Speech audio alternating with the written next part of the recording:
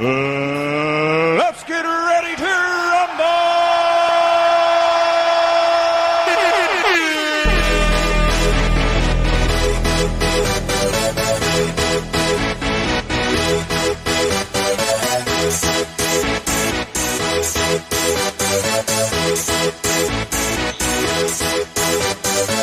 Y'all ready for this?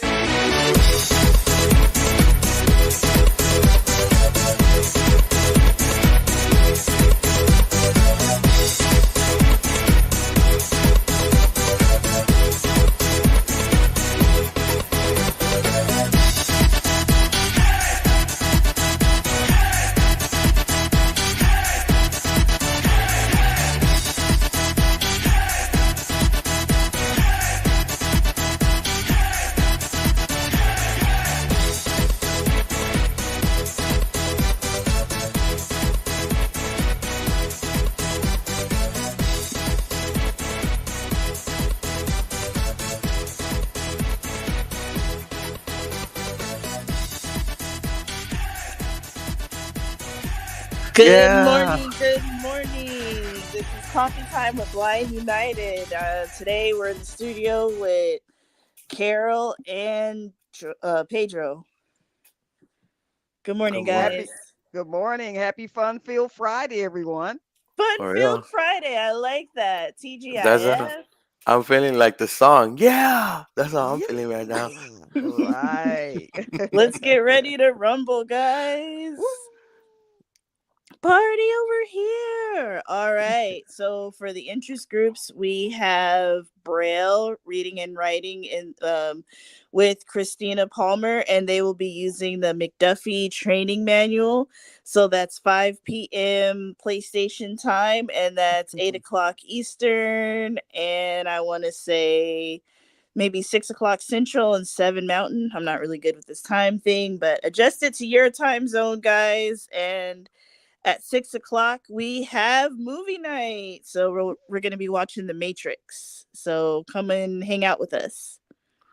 Yeah, The Matrix always good. It's a good sci-fi. A lot of conspiracies came out of that. A lot of are we in a Matrix type conspiracy, a simulation? Where are we at? Where we do live? So it's a little fun topic right there. It's a good movie, a good classic. It Got is. good actors in there, but anybody got any plans for? Thank God it's Friday. No, not really. Just gonna check out this NFB convention thing later on today on Zoom. So California's having their state convention today. So I'll be checking that out. Other than that, not really. Monica is watching us on Facebook, and she said, "Good morning." So good morning, Monica. Good Good morning. morning, Monica. And shout out to California NFB. That's true. We are having our convention this weekend. So if you register, drop into these rooms. They got door prizes. They got all kinds of different events going down. So check it out. Check it out. Yep, You all there? these different groups. They got blind students, guide dog users, parents of blind students, blind Indian chiefs. They got everything. They got everything. Y'all heard it, guys. They got everything. So, leading up to one of our first articles, since we were talking about the Matrix, let's give it a listen. The Pentagon's latest UFO report raises more questions than it answers about the government's encounters with unidentified phenomena. Despite denying extraterrestrial encounters, the report, from the All-Domain Anomaly Resolution Office, AARO, leaves us pondering the nature of secret programs misidentified as alien technology. It scrutinizes whistleblower claims, concluding most UFO sightings are misinterpretations of ordinary objects or classified technology, not alien crafts. The study delves into allegations of secret reverse engineering projects and exotic technologies possibly originating from foreign nations or advanced U.S. research. The Pentagon's investigation into these claims reveals a mix of genuine national security projects and advanced technological endeavors, yet none confirm extraterrestrial technology recovery. The report also highlights secret aircraft and materials science research that could be mistaken for UFO-related activities. Examples include advanced propulsion systems and materials with unique properties, contributing to the confusion. Furthermore, it touches on speculative physics, suggesting that what seems alien might be cutting-edge scientific advancements. In essence, while dismissing alien spacecraft theories, the Pentagon's report opens up intriguing possibilities about secret technological advancements and the limits of our current scientific understanding. It suggests a world where groundbreaking tech and physics discoveries await, potentially more fascinating than extraterrestrial visitation.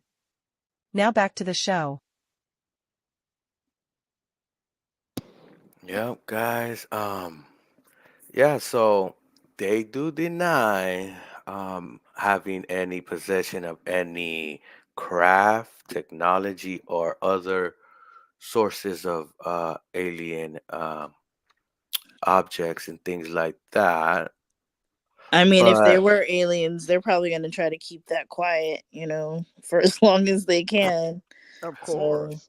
yeah, and the reason why, and I don't think it's a correct reason to keep it a secret, but a good reason why they may do it is because of the technology. Um, let's say we have flying cars, they powered by a a big energy source that could potentially be detonated somewhere. Let's say they take that source of energy and convert it into like a bomb, like a car bomb, and it just blows up. It could be big detonations. Who knows what? Also keeping people in line. Let's say that everybody got flying cars and all that, and the police have to chase you in a flying car. Imagine that. right, right. I don't see Crazy. us having flying cars anytime soon because most flying objects are pretty loud. Even like a drone, it's a pretty loud thing. So I don't know. I just don't see there being flying cars in the I mean, at least in the next 20, 30 years. I don't see it being something that happens anytime soon. Definitely Yeah, not in my lifetime. Just on the Jetsons. just on the Jetsons. Okay. Well, a year ago, they did had a hearing. They had a public hearing that had they had a couple people in there. They had a couple fighter pilots from the Air Force. They had also radar pictures and anomalies is what they call them. Also, they don't call them UFOs; they call them UAPs.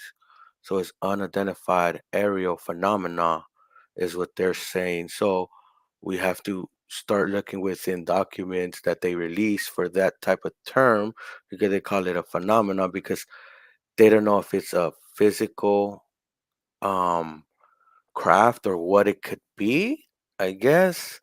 But they have a lot of people saying there was a person that came to the stat and said that they have more people willing to come up and testify, but they're afraid of the consequence. They want to be debriefed and they want to come out and not just per se, just whistleblow just like that. They want to go through the right channels. They want to expose in a hearing and do it all legally so they won't be repercussions from the the disclosing this information.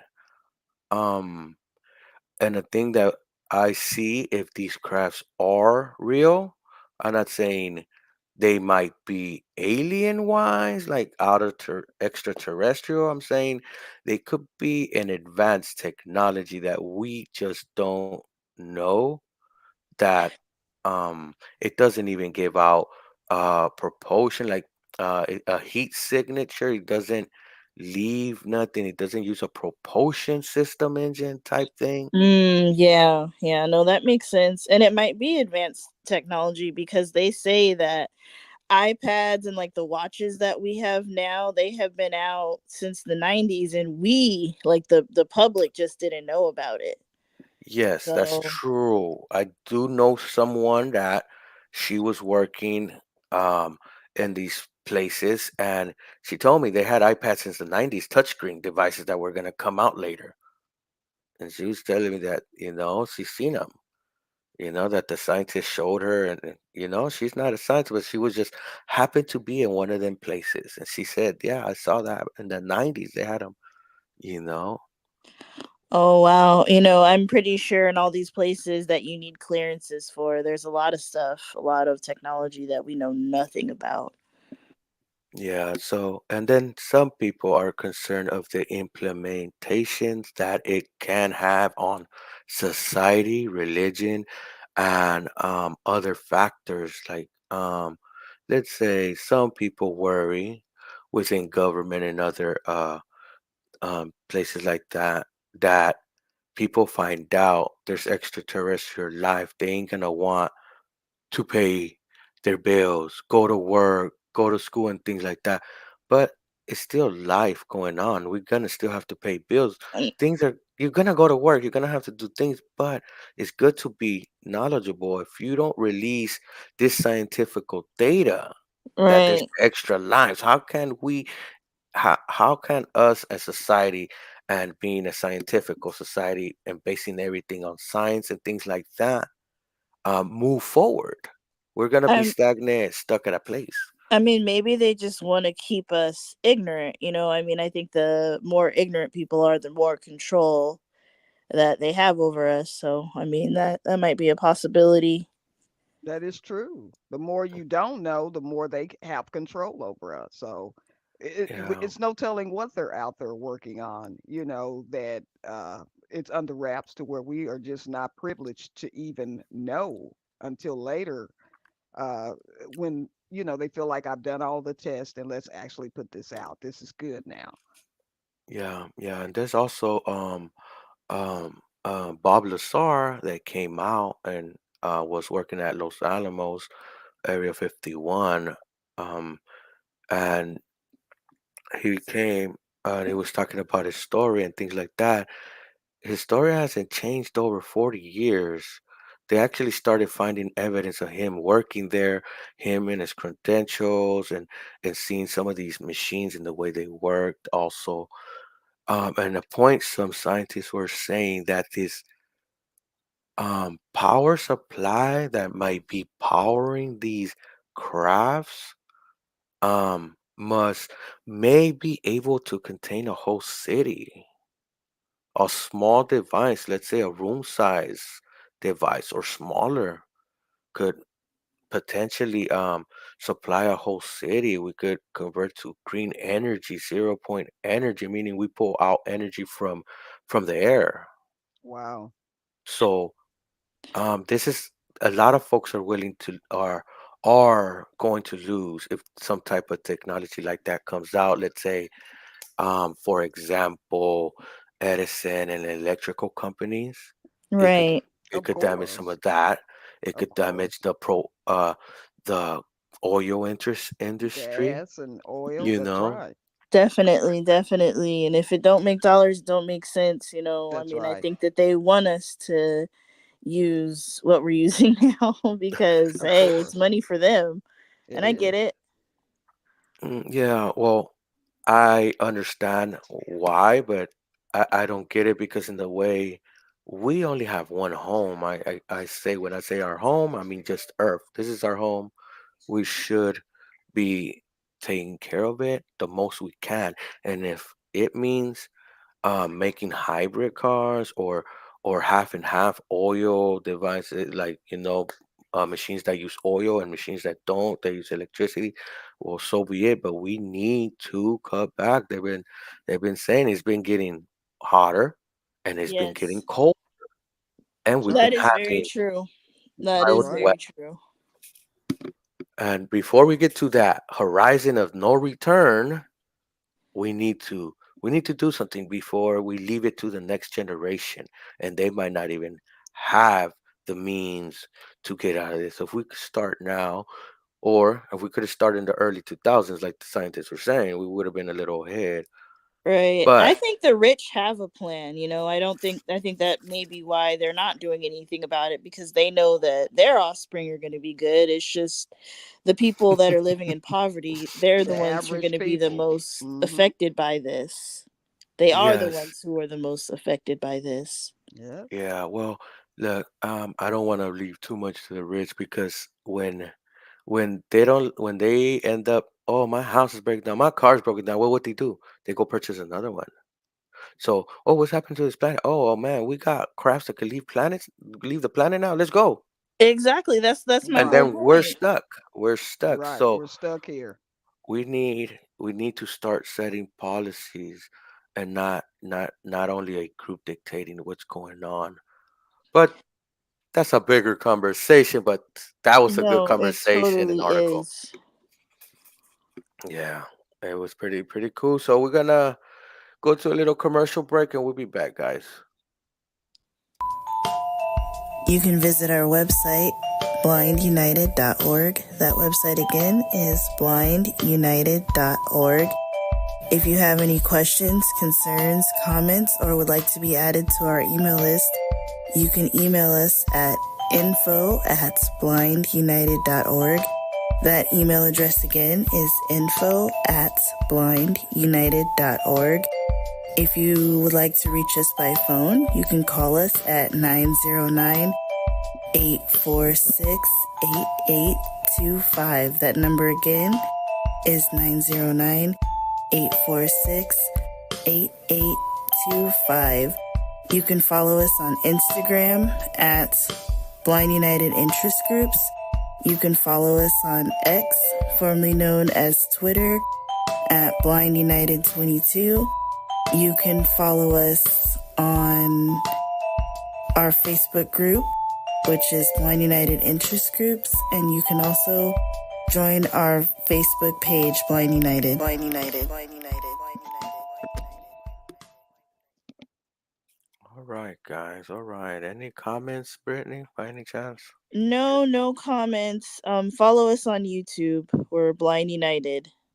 Yeah, follow us on YouTube, like, share, turn on all those notifications. Click on all when you go to notifications, so you will get all notifications when we go live, when we drop a video, and things like that. Because if you leave it on personalized, YouTube will choose for you. And you should have the power in your hands. Like and subscribe, guys. So moving on to the next one. Patients report doctors prioritizing weight loss over pressing health issues, pushing Ozempic despite concerns. Athela Esposito sought help for PCOS and menstrual irregularities, but was advised to use Ozempic for weight loss, despite her aim to conceive. Others, like Marcy facing lymphedema, found medical advice skewed towards weight reduction, sidelining their actual health conditions. Some patients, including those with eating disorders, felt dismissed or pressured into using Ozempic, risking exacerbation of their conditions. The focus on BMI and weight loss overshadows the need for individualized, respectful care, leaving patients seeking providers who prioritize health over size. The trend raises questions about the medical profession's approach to fat patients and the push for a miracle drug that may not address their real needs. Back to the show. Yep, guys. Ozempic, yes, we're talking about it. Ozempic, for those that don't know, it's a drug for those that have diabetes to lower their blood sugar. But Yeah, to lower their recently, A1C. So, yeah. yeah, thank you, Brittany. Yeah, lower your A1C, and um, recently they have been pushing it for weight loss. Um, from what I'm gathering, the article and other articles I was reading, also people are going in for issues with their back pain, or for, let's say, other related issues that might be related to being big, being fat. Like the article said, I thought the word was not usable no more, but being overweight. Doctors are starting to push more of the Ozempic, meaning when you go for high blood pressure, instead of being, oh, you might take walks or eat healthy, they're like, well, here's the Ozempic to lose weight. Let's say you go in for back pain and you're like, oh, my back hurts. In an article I was reading, a young lady was saying that she was having back pain and she had to, they were gonna put some things on her back because she has back problems. And and the doctor told her, well, go on Ozempic and the back pain could be your weight. But the thing was, the lady was injured from an accident, and that's why she was having back pain. And that's horrible that medical professionals don't take people seriously because of their weight. A lot of times they're just like, "Oh, your joints hurt? Oh, it's because you're fat. Oh, your back hurt? It's because you're fat. Oh, you have high blood pressure? It's probably because you're fat, or whatever else. Oh, you're having weird menstrual issues? It's probably you're the fact that you're fat, So, I mean, Hmm. that's That is not always the true. answer. No, no. And doctors are so quick to write medication for your prescription instead of giving you alternatives to, a better lifestyle. Increase your exercise or do this, do that. Because once you're generally on something, it's definitely hard to get off of it. Yeah, correct, correct. Yeah, and there was another article I was reading about a lady that she went in because she was swollen up. Like I don't know, she was retaining water, but she had some type of condition that she was swelling up a little, and the doctor told her, "Look, um, yeah, we could figure what's that out. You could lose weight with the Ozempic medicine." And she told the doctor her concerns about her not eating. She was already not eating. She was Mhm. having issues eating, and she told her, I don't want to get on that because I'm gonna stop eating. I'm already not eating, and I need to eat. And this condition that I have is killing my appetite because I'm in pain because I'm swollen. And the doctor was trying to push the Ozempic instead of trying to order tests or whatever they need to do or procedures they need to do to follow to figure out what the young lady had.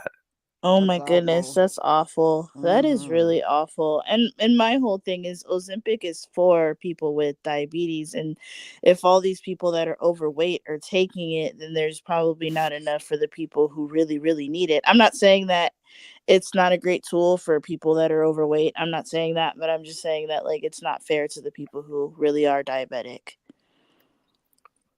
Yeah, and you're right. The it was out of stock everywhere.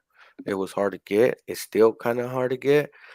They doubled their production, but they still think they're gonna fall short and become a shortage of the medicine.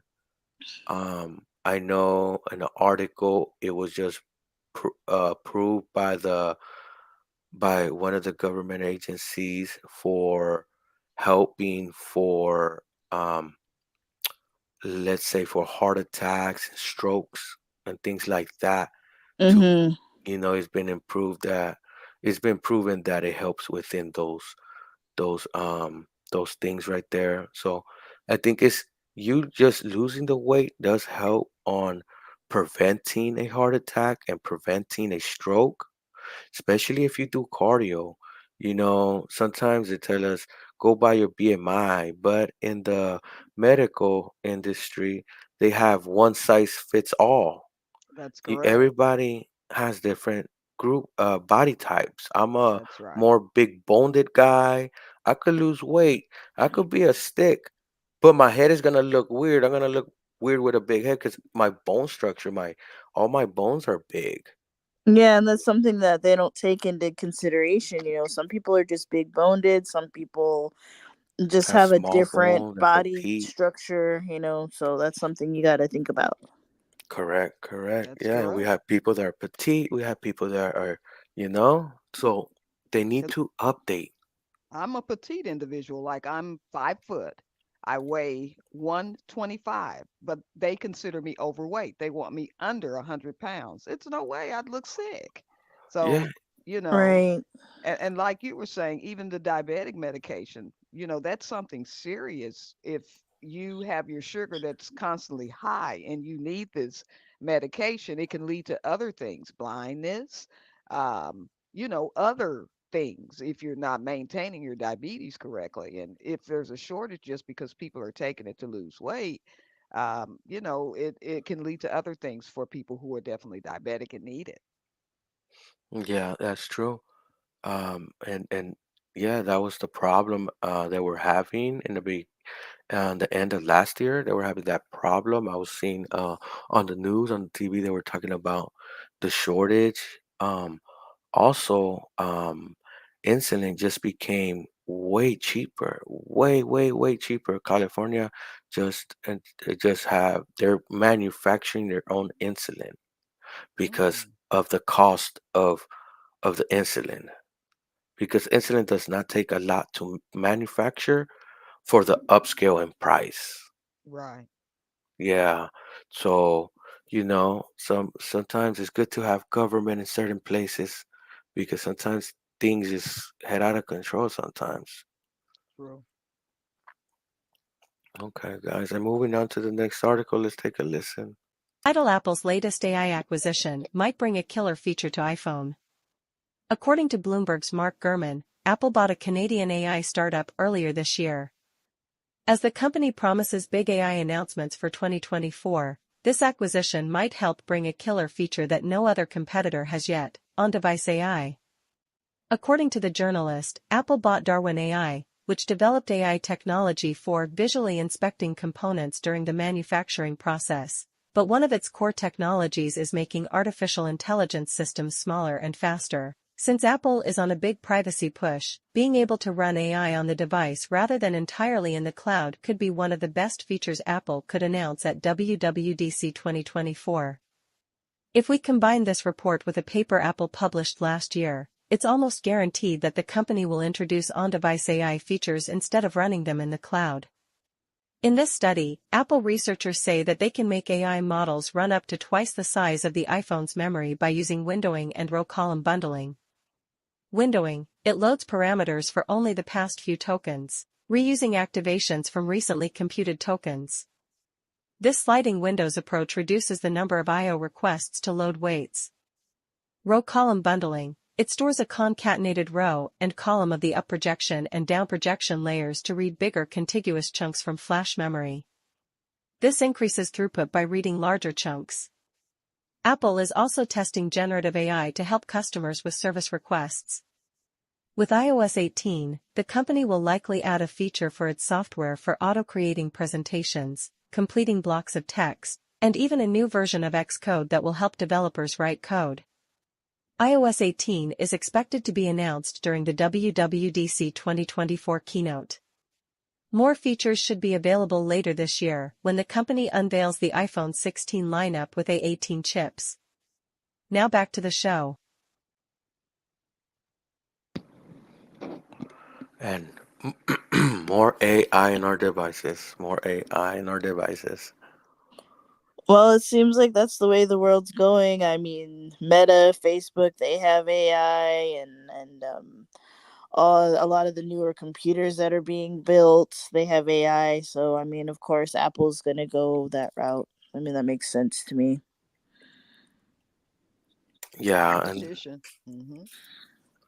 yeah, and it's different than I know that from what I was hearing, the Google Pixel phone coming up was gonna have AI uh built into the phone. But Yeah, I read about that too. hmm and I think it was over a network. I'm not too sure. For Apple having a AI on device, like in the device, meaning it doesn't have to connect to a network and go to the cloud. Um, you know, it's more private, more security. Plus they get less of your data, and Mm-hmm.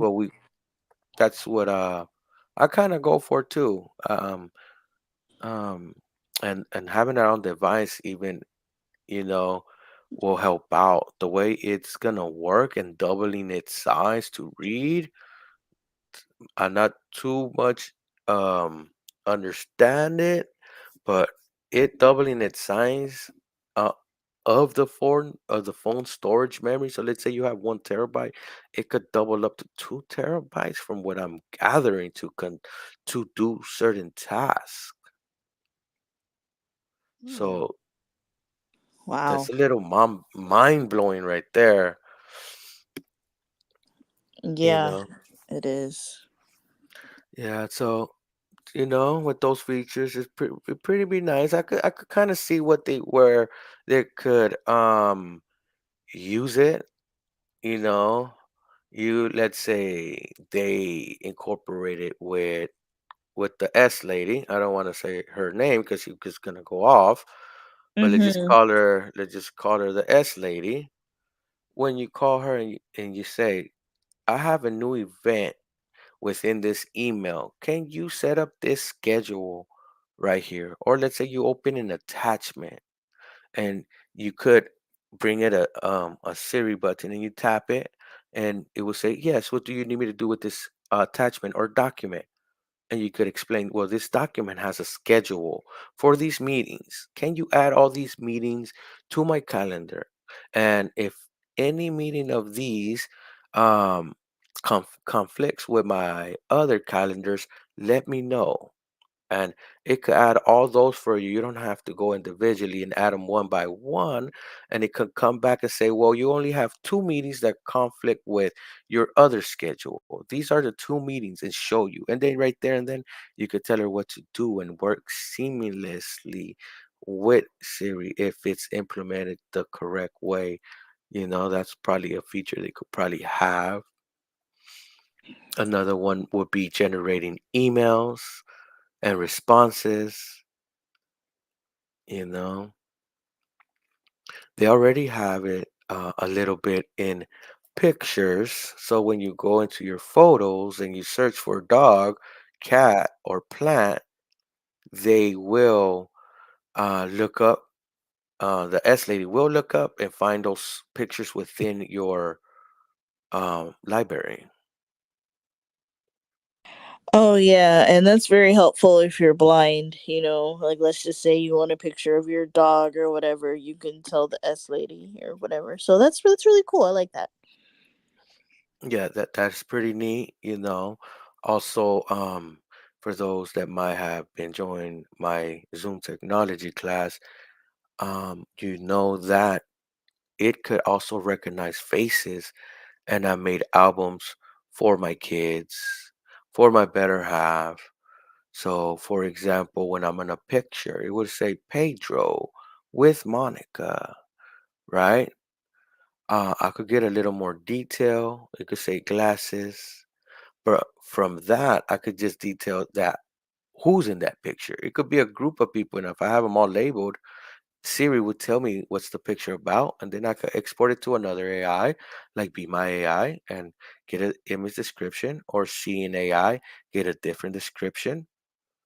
Um, you know, and then within seeing I am able to explore the picture with my finger, and it would tell me what I'm touching. So if I'm sliding my finger on the screen on the left side, it will say Pedro, and I swipe it to the right a little, and it might say glasses, nose, mouth, and I keep going to the right a little, it will say Monica, oh, and different things like red hair, glasses, you know.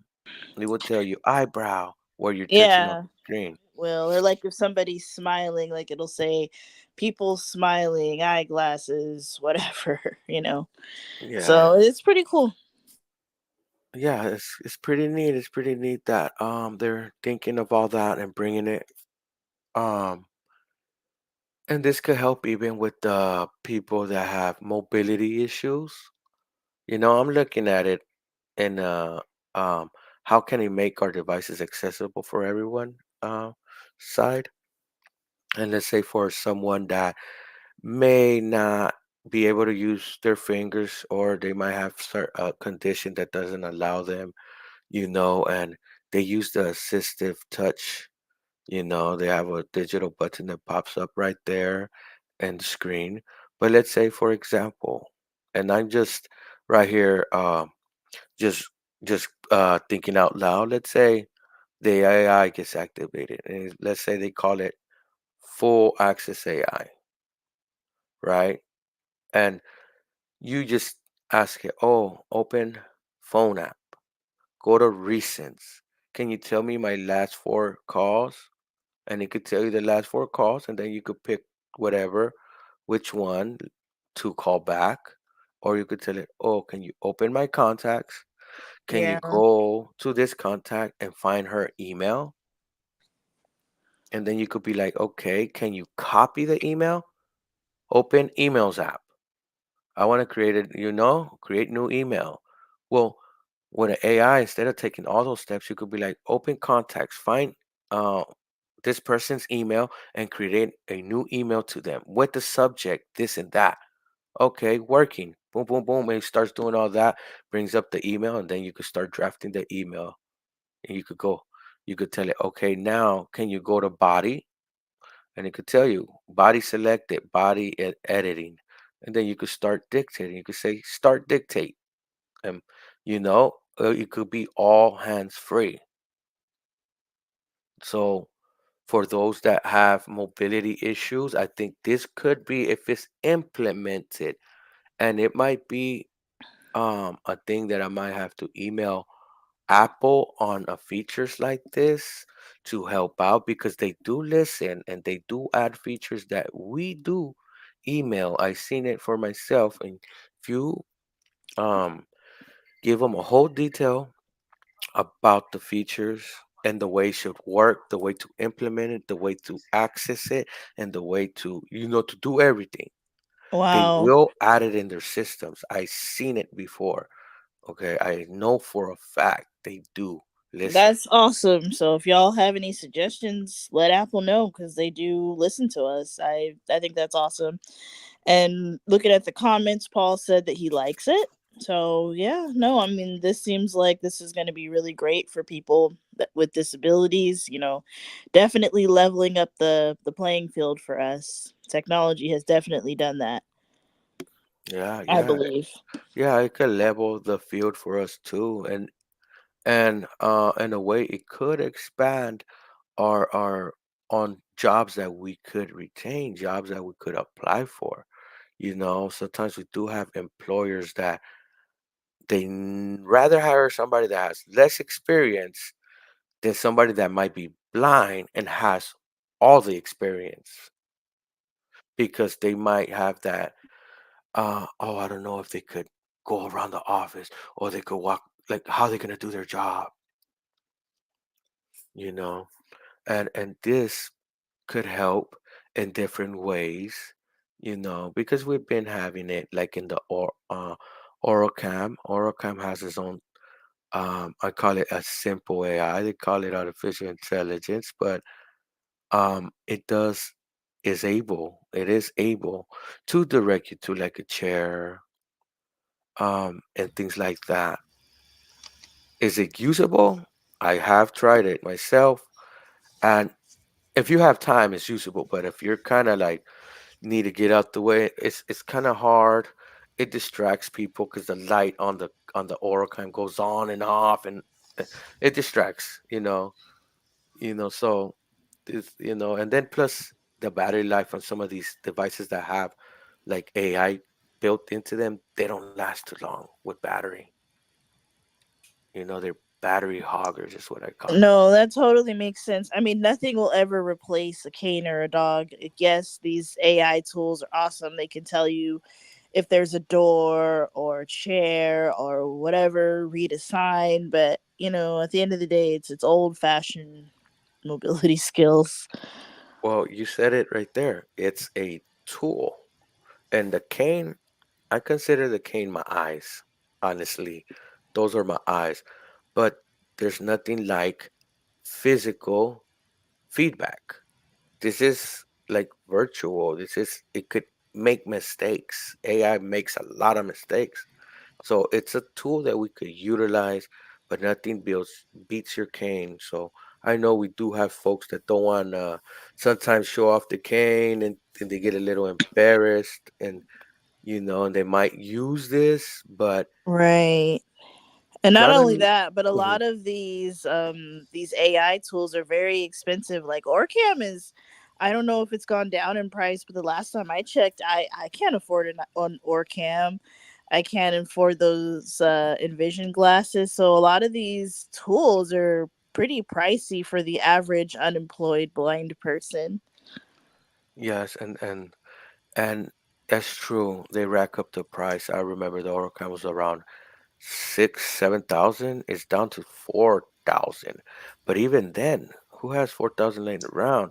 And to check out if this device could work for you every day, thing, you're only able to check it out right there and then. You can take it out for a test drive, no way. Even these Weevo cane, the smart cane that uses sonic for the sonic um sonic waves to kind of pinpoint the objects. You know, I was trying it out in a like in a convention, a tech convention thing, and it was so many people passing around that the device kept going off, but I could see how it can come in handy, but it needs to be seen and done in real life situations to see if it will benefit you if you would like to make that purchase. Right. I mean, a lot of times these tech products, you're purchasing them and you've never even really put your hands on them, or you've put your hands on them during a convention or a tech conference or whatever, and you've only gotten to touch the device for maybe 5-10 minutes. That doesn't really give you practical real life use. So yeah, I agree with you, Pedro. Any comments on that, Carol? Okay, okay. Well, on that point, that's Good morning, true. everyone. Hey, good morning. Good morning, Ed. Good morning. I was able to jump in for a few minutes. All right, all right, all right. We're so happy that you're here to hang out with us. And Paul said that there's a company in New York that you can make payment plans on your Orcam. So that's good to know, but it's Oh, still that's very true. pricey. Yes, and sometimes these prices is due because they're pitching their devices to the state, to the state, and it's not fair that some of the devices are more priced up because they're pitching it to the state. And sometimes only a certain group of folks get these devices because they might be going to school or they might be going to work. We do have folks that are transitioning from sighted to blindness, and they need to know how to maneuver, how to get in the bank app, how to maneuver the device, or how to maneuver Windows. So these should be provided even if you're not gonna get a job or go to school. We have seniors that are losing their sight and they're getting rejected from getting help or training or these devices. But here in Blind United, no matter your age, you could come and learn from our technology Zoom groups. We have several. We have for iOS, iPhone. We have for the Windows screen reader JAWS. So if you see that commercial coming along, write that email down, and everybody's welcome with Blind United. Amen. Yeah, I mean, you're exactly right, Pedro. A lot of folks fall in that gap. They may not qualify for services, so therefore they're not going to qualify for rehab or whoever to purchase these extremely expensive products for them. So there's got to be another way. It really does. Yeah, that's true, Ed. And how's your morning going, Ed? It's good. It's good. I just finished up in Sacramento, so I had a few minutes left. I said, let me jump in here and hang out with you folks for a minute and sit back and be the co-host for a change. Yeah, yeah. Okay, okay. How do you like being in the passenger seat, Ed? I'm good. I'm good. I sitting here. You don't hear my keyboard. I'm not bouncing around. I'm not trying to do nothing. Yeah, okay, I'm sitting okay. back and sipping on my coffee and enjoying the conversation. Yeah, and we was also talking about a little bit about the convention earlier. Okay. Yeah, and we were talking about telling the folks some of the things that we're having. Any specific one that you might be wanna tell some of our audience? I mean, so far, I've hosted two of the meetings. I've done three meetings actually. I've done the board meeting last night for the state affiliate. They're trying to work out details. It's very, very possible they're trying to work it out to where they can do next year's California State Convention in conjunction with CSUN. They're just trying to, see if they can find a reasonable hotel in the area, to where they might be able to do that. And then Was the other thing I did a orientation center for the blind, which is in Albany, California. They had their alumni meeting this morning, and then we did the showcase. So they had, I think, a good 10, 12 vendors have showed up at the convention. You know, Sterling Adaptive. I mean, I can't name them all. It's just off the top of my head, but they're doing the exhibit hall right now. Everybody's walking around checking out all the new products, and general session will be starting at about, I believe, about 2 o'clock this afternoon. That's when I have to report back to duty. All right. That is busy man right there. You know. All right. All Well, right. And then don't sell yourself short. You guys are going to be in there with me tomorrow, helping host some of the division meetings. So yeah, I I put am gonna be there. I remember right. Pedro's going to do the sports and rec. Brittany's going to do parents of blind children. Andy's going to do guide dogs, and I'm going to being the old guy in the room. I get to do the senior division. And get that good information for you, right? That's right. All right. Yeah, guys. So we actually be doing something on Saturday, and then that point, if you guys want to sign up, y'all could listen to the commercial break. I'm gonna get a little bit of water, and we'll be right back. You can visit our website, blindunited.org. That website again is blindunited.org. If you have any questions, concerns, comments, or would like to be added to our email list, you can email us at info@blindunited.org.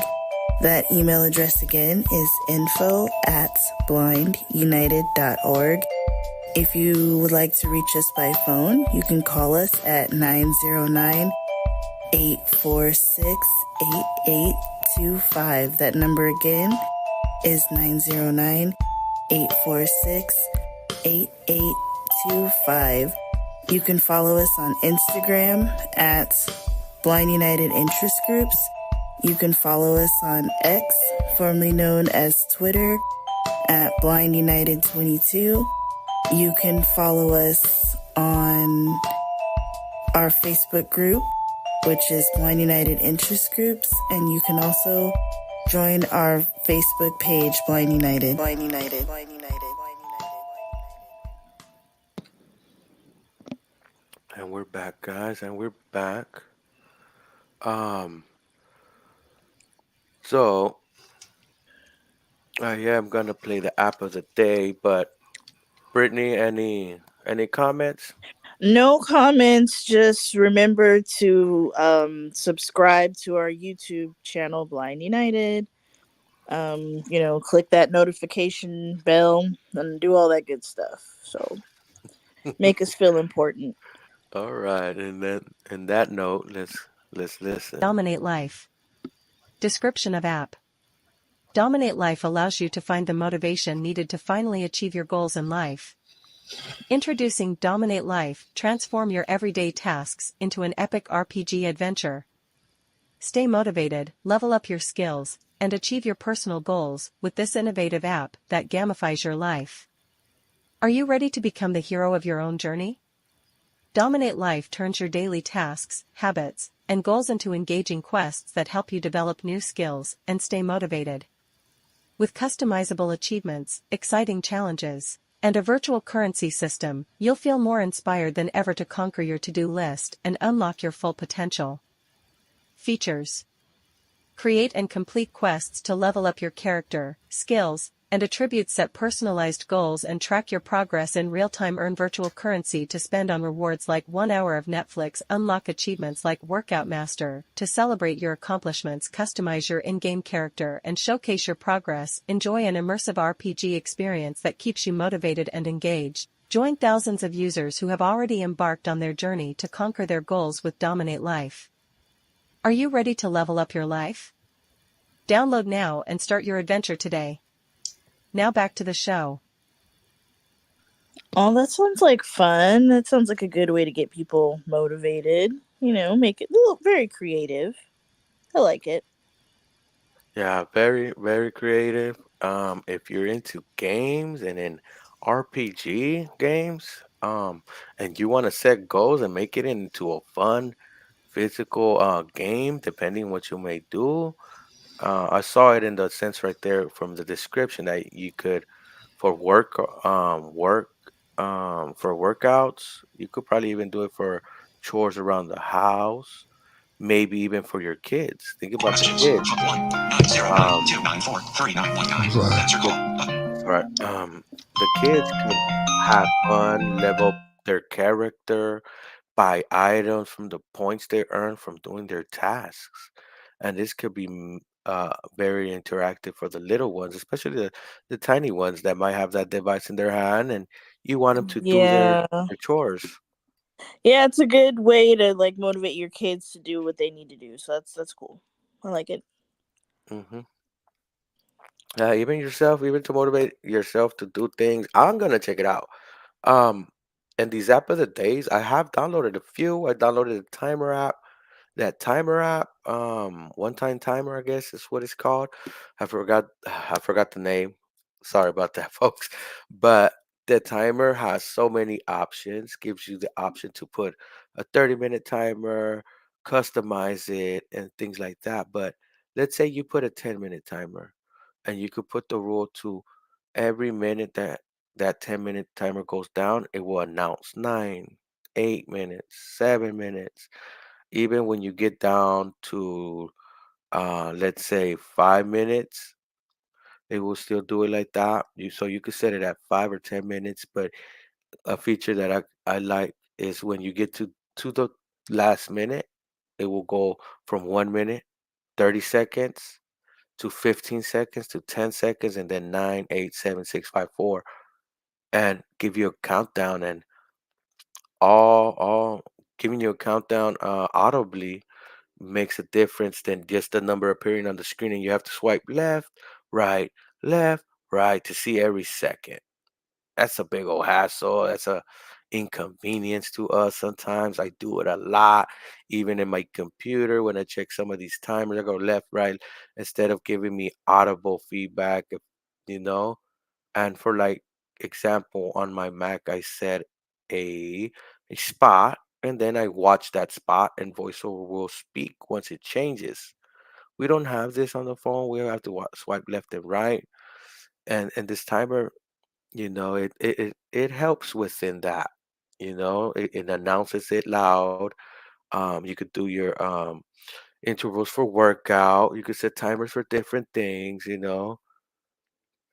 So it was a good app. So the apps I bring for the app of the day are productivity apps for folks that want to get things done, or something that I feel that it is really useful to bring to the table, to bring to the show and show you guys. Um, and some of these apps, I will be going in depth into them in my interest groups when it comes to technology and iOS.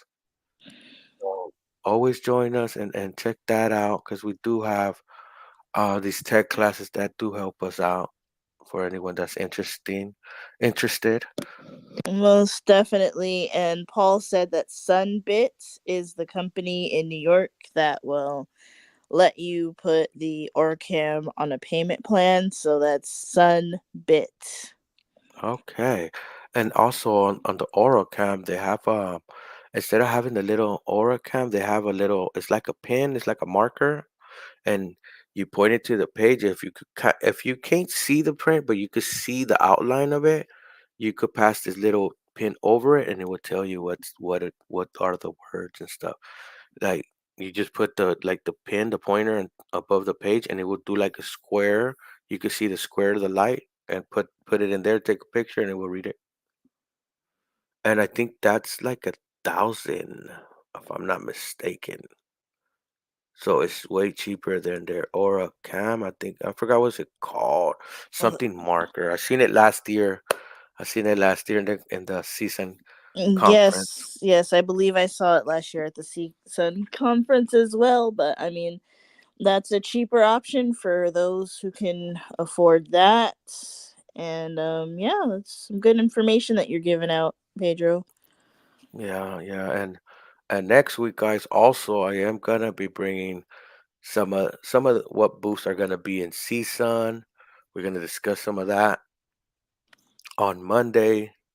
So for those that are going Tuesday, and for those that are going to exhibits on Wednesday, Thursday, and Friday, you have a little rundown what to expect.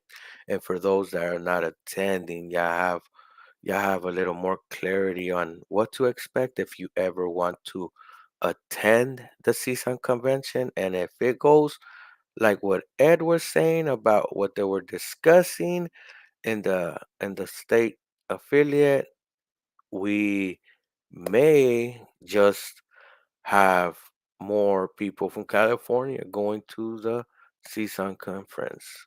So we're gonna stay tuned and we're gonna be checking that part out of it. But Oh yeah. that CSUN, yeah, it's a accessibility conference for accessibility tech. So people come from all over across the country, some folks even out of the All country. over the world, literally all over the world, Pedro. People come from everywhere. I mean, CSUN is like the CES of technology for disabled people. They have everything that you can possibly think of for every type of disability there. So, Yeah. it's great. Hey, I want to go to Las Vegas for CES, the Oh conference no, over me there. too. Hmm. Yeah, because they be having all kinds of stuff. I was seeing they had a walk-in type of TV room, and the TV is all around you, I guess. It was crazy. I wanted to see about the new 3D type sound they're Oh having out wow. there. They have a lot of stuff, even some accessible stuff. I think last year it was prioritized for accessibility.